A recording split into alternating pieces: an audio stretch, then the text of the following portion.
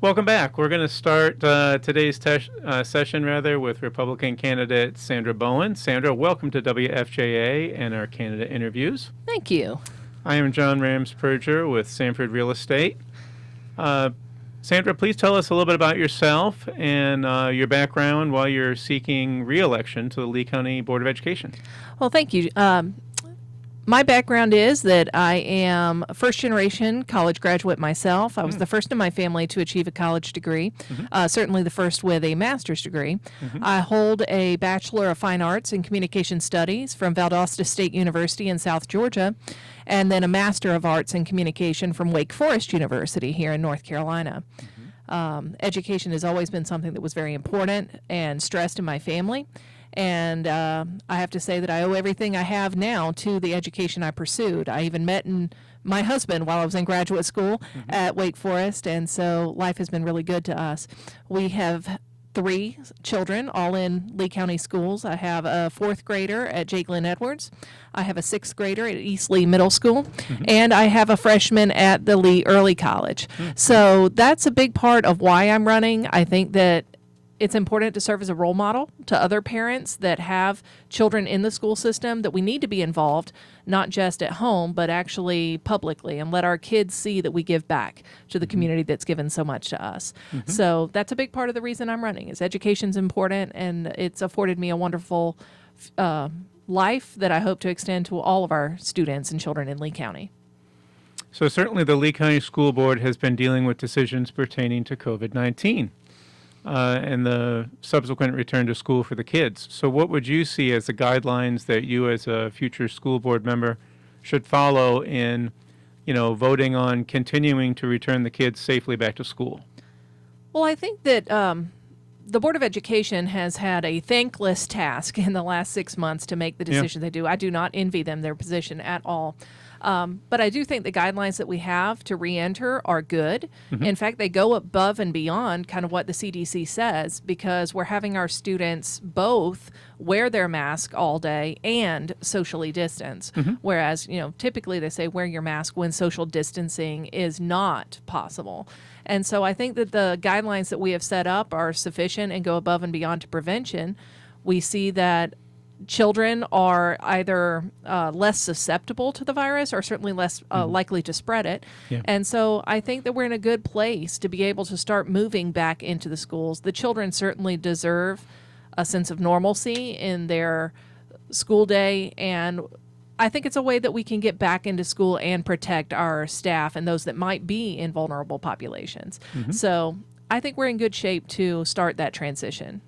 So related to that, obviously remote learning has been something that we are just learning to do as parents, educators, and students.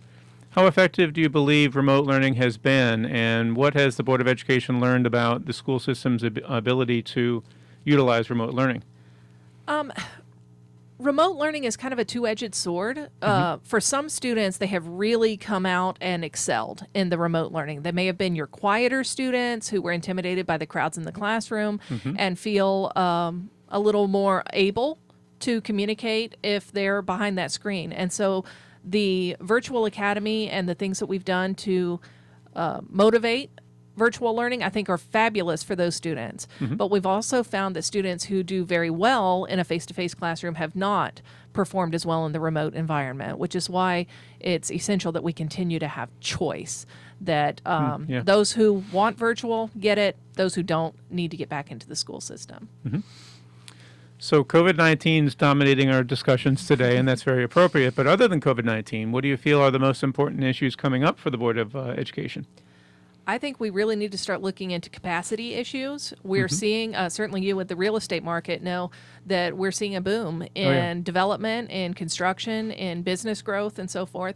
And it never fails that capacity is something that we have to keep on the forefront of our planning, because our schools are full. We knew when we built the Wicker School that it was only really meeting the need of half. We felt like we needed 2 elementary schools, not to mention middle schools, and our middle schools are very crowded at this point.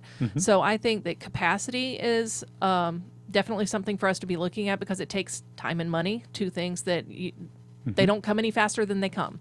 And then the second is, of course, quality.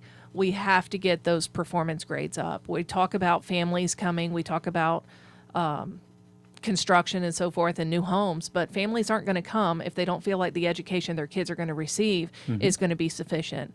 And so, again, if we're going to want our community to grow, we've got to improve our educational system and get those scores back up to where they're competitive. So what's interesting is this breezes into the next question about supplements. Many local teachers in recent years have opted to drive out of town to teach because of higher teacher supplements. So what things would you feel that the Board of Education should do to retain this group and overcome the significant supplement differences in our northern counties where they have more monies? It's one of those things that I don't want to say that we can't compete with Wake County, but when it comes to the financial, we just don't have the same tax base, we don't have the same income, and we're never going to be able to compete with those dollar figures. But I think we have something more to offer here in Sanford. We are a community. We are still very small town. We're close enough to everything that you want. But if it was a matter of a couple of hundred or a couple of $1,000s to drive down I-40 every day to go to work, I can't imagine that would be worth it. And so you can go to Wake County and be one of millions, or you can come here and be a member of the family. And so I think that if we really focus on our beginning teachers program that we have to mentor and shore up our early beginning teachers, then we can retain them. That's where we lose the majority of our teachers, is in their first 5 years in the classroom. Right. And so if we really keep those teachers, we'll end up seeing less turnover across the board. But then we also have to recognize our seasoned teachers. And I think that's something that we as a board can do, is have more recognition, more appreciation, because everybody likes to get the pat on the back that says, a job well done. And our teachers have lifted this county up on their shoulders for the last 6 months. And I think it's time that we show them some appreciation. So, folks, if you're just joining us, I'm John Ramsperger with Sanford Real Estate, and I'm joined by Sandra Bowen, candidate for the Lee County Board of Education. So if reelected, what are your major goals as a board member for the upcoming term, and how will you make sure that you remain involved? well, the good news is, with having 3 kids at 3 different levels in the school system, I don't have a choice but to remain involved. That's appropriate, yeah. And so one thing that I did when I was on the board back in 2014 to 2018 is that I visited schools. I went and I talked to people, and I attended events that were offered, whether it was the Battle of the Books or the spelling bee or the whatever, and to see and be seen. And that way teachers, administrators, families can see you as involved and also just come and talk to you. I think that that's definitely one role that I played very well, was this conduit between families who saw me with my kids going through exactly what they were going through with theirs, and they weren't afraid to come and talk to me. And so I definitely, as a board member, want to be approachable, and I want people to feel comfortable that good, bad, or ugly, you can come and bring your concerns to me, and they will have a voice on that Board of Education. Those concerns will be brought to the board, and we'll do what we can when we can to address them. So it seems obvious that student success is directly tied to the classroom teacher, and that the classroom teacher's success is directly tied to the leadership provided by the principal. So having accept that, what efforts will you take to assure that our principals receive the training and support needed for all to be successful? One thing that I think we do really well in Lee County is a kind of a grow your own perspective, where we advanced those who have both the desire and the promise to move into leadership. And so in their cohort kind of mentality, they work together to share best practices and so forth. One of the things that I think would be worthwhile is to have the seasoned teachers actually speak to administrators about things that have changed over time. I notice across our district, our administrators are often younger than many of the teachers that they teach. And so not losing sight of that rich source of information, the longitudinal study, if you will, of schools. And so our principals, certainly they need the continued professional development, just like our teachers do. And as a board, I think that we do a pretty good job of giving them those opportunities. So as a school board member, what are your plans to help improve parent involvement in their child's learning process? The good news is that COVID has put a lot of parents in the driver's seat. As teachers. Yes. Yeah. And so I know for myself, I felt that I was a very involved parent. And then when I actually have to be the one explaining that math problem or going through that literature assignment, that my student has some behavioral things that I did not realize were there. Yeah. And so I think parents, we don't need to just look for them to get back to school and back to normal. It's important for us as parents to stay plugged in and to show our students that we're still on their side and that we're still going to support them. I don't know of many parents that don't have a whole new appreciation for the teachers in this county. And so that is something that we and I as a school board member will want to ensure is that parents stay involved and that schools continue to seek parental involvement, because we parents had a huge learning curve to get on when our students came home in March and we were teaching from March to June and then to start the school year the same way. Avoid that learning curve and get us all back on the same page. It's very humbling as a parent, and I think you might agree that when they're asking questions about trigonometry and algebra, and I'm personalizing it, not bringing you into my thing gratuitously, we do appreciate the teachers. Absolutely. And all that they bring to the table. So as a school board member, how will you stay in touch and learn the needs and concerns of our community citizens, to include parents, teachers, and their support staff?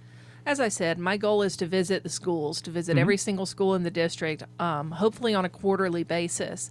But then also I have my Facebook page. That page will stay up whether I'm elected or not, because I've always believed that if you're given a platform, and I teach communication for a living, so running my mouth is not something that is difficult for me. Yeah. And so those will be open for people to give me feedback. And if you're not comfortable going to the board meeting and speaking, then I am. So reach out to me. If I'm not behind the table on the Board of Education, I'll still be a voice for parents and students and teachers to the Board of Education.